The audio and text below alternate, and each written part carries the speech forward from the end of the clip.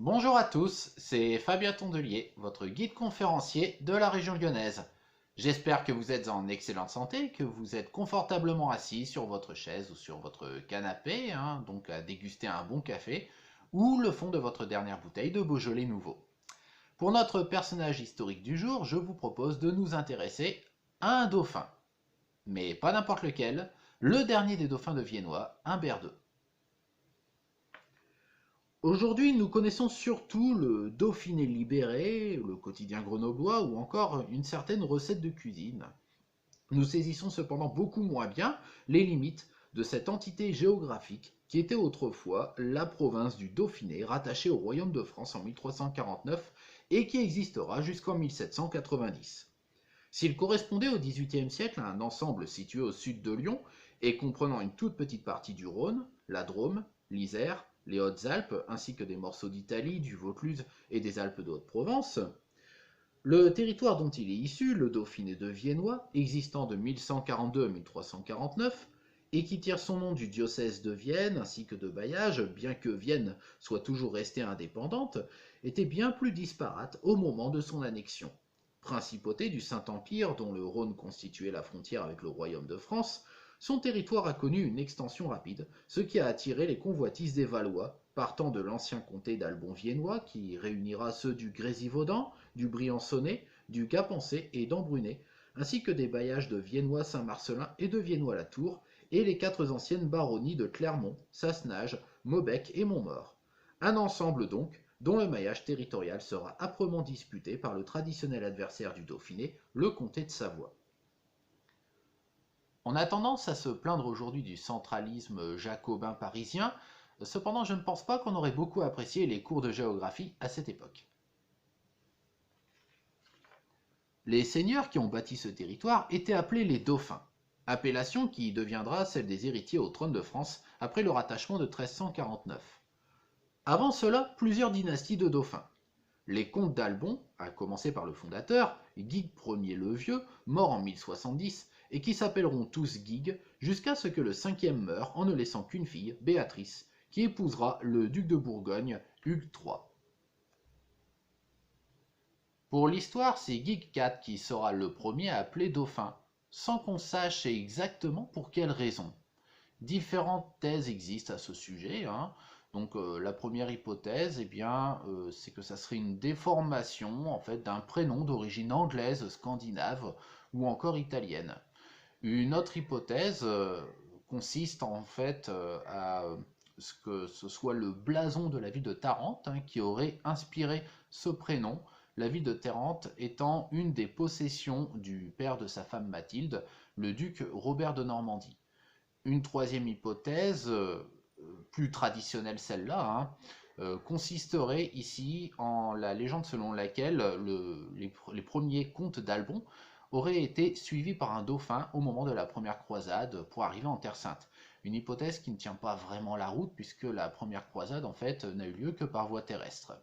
Enfin, il existe une dernière hypothèse, personnellement je la trouve assez séduisante, ça proviendrait en fait d'une réponse que les marchands de Vienne auraient eu pour habitude de donner à tous ceux qui leur demandaient d'où ils venaient, et ils auraient répondu Dauvinet.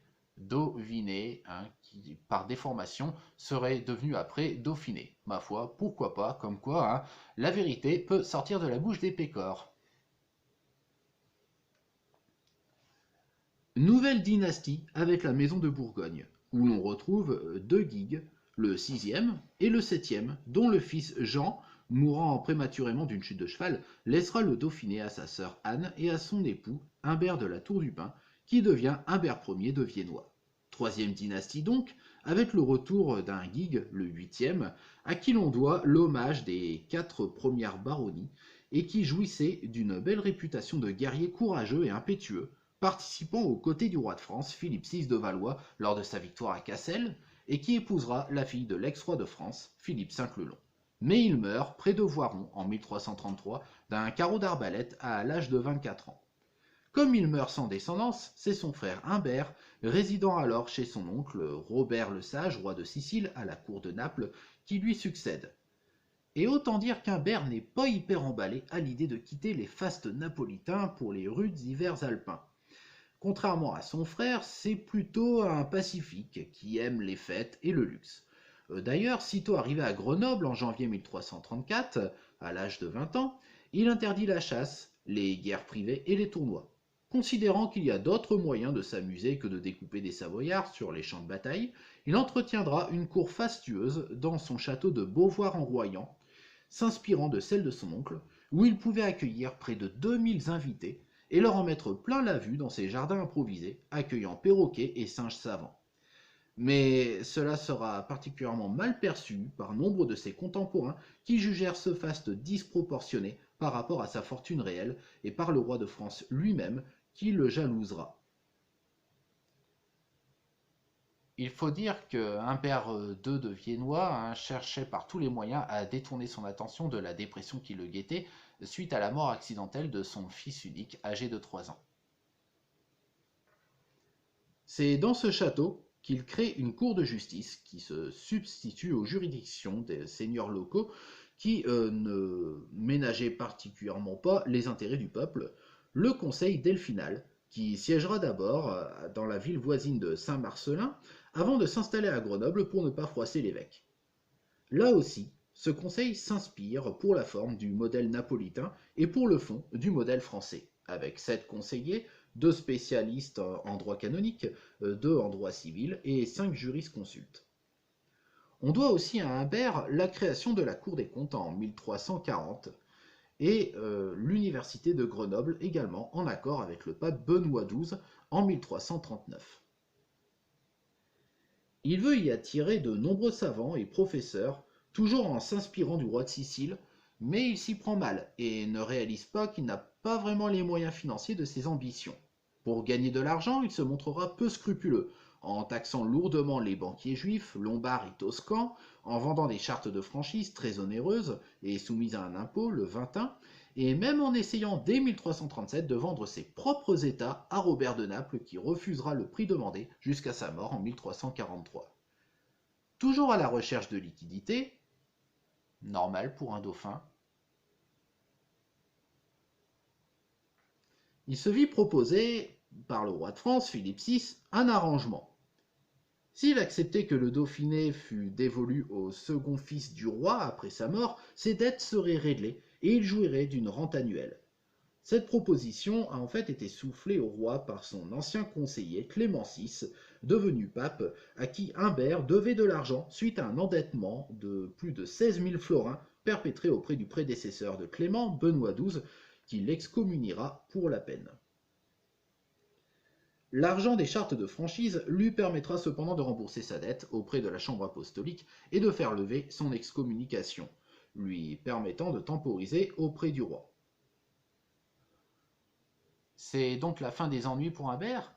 Eh ben, pas tout à fait. Quand je vous parle d'une personne instable, ce n'est pas un vain mot. En 1345, nouvelle lubie pour Humbert qui se porte volontaire pour commander la croisade projetée pour secourir la citadelle de Smyrne assiégée par les Turcs. Il embarque à Marseille le 2 septembre 1345 à bord d'un navire à la proue et à la maison arrière rehaussée d'or et accompagné de 4 autres navires regroupant 1412 hommes, dont 100 chevaliers, après avoir fondu sa vaisselle pour les financer. Mais Marie Desbaux, son épouse, meurt sur l'île de Rhodes durant le voyage. Déprimé, veuf et ruiné, il rentre piteusement à Grenoble le 8 septembre 1347. De nouveau excommunié pour dette, et face à la peste qui ravage son pays et au mécontentement populaire engendré par ses taxes, il finit par céder auprès du roi de France, qui avait convaincu certains des plus proches conseillers d'Humbert pour parvenir à ses fins. Soit le gratin de son entourage, le gratin dauphinois. Le 30 mars 1349, à Romans, le traité du transport du Dauphiné au royaume est signé. Le titre de dauphin sera dès lors attribué au fils du roi de France. Humbert se retire dans l'ordre des Dominicains en 1351 et finit par mourir en 1355 sur la route d'Avignon, où il voulait demander au pape l'obtention de l'évêché de Paris. La folie des grandeurs jusqu'au bout. Cette vidéo est à présent terminée, j'espère qu'elle vous a plu, qu'elle qu'elle vous a fait découvrir un personnage particulièrement fantasque, hein, donc celui d'Humbert de Viennois, dernier donc de la lignée des dauphins de Vienne. Donc quant à moi, comme à mon habitude, je vous donne rendez-vous donc demain pour une nouvelle vidéo sur un autre thème ici, hein. Et en attendant, eh bien, passez donc une bonne journée, prenez soin de vous, faites-vous plaisir, faites attention également, bien entendu.